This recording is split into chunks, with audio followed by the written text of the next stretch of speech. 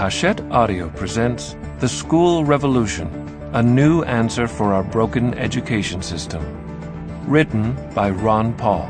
Read by Steve Coulter.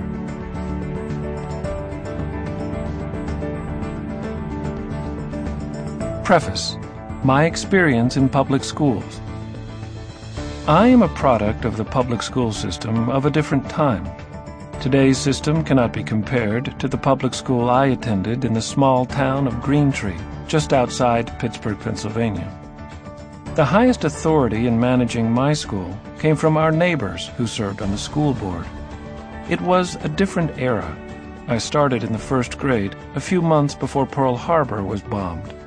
It was the same school system that my dad, my aunts, and my uncles had attended. There was nothing perfect about it. As I remember, both educational and disciplinary policies came up short. But compared to the average public schools in our cities and towns today, it was safe, drug-free, and with no dropouts.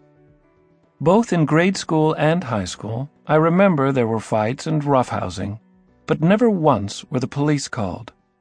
In 12 years of public education, I do not recall any classmate who came from a broken home.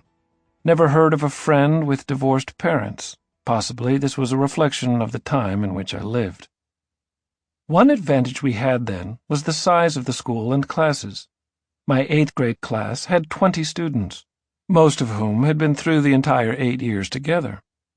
Each day the Bible was read, the Lord's Prayer was said, and the Pledge of Allegiance was recited. No one objected, mainly because the school atmosphere reflected the values of the local community. The federal government was not yet endowed with the authority to keep us safe from ourselves. That came later to the schools throughout the country, as responsibility moved from local schools to huge school districts, state government controls, and finally the intrusions of the federal courts and federal bureaucrats. None of this existed back then. The most aggressive bending of the rules I did was sneak out and skip recess or intermission or gym class, a block of time with less supervision. I remember it clearly. I'd have to throw my coat out the window and then walk past a few teachers monitoring the corridors, who might have asked me questions as to why I was wearing a coat. Obviously, supervision of one's coming and going wasn't overly strict. Then I'd grab my bike and hurry home, get my newspapers delivered rapidly, and arrive back at school to fall into place for the next class. My motivation... Sample complete. Ready to continue?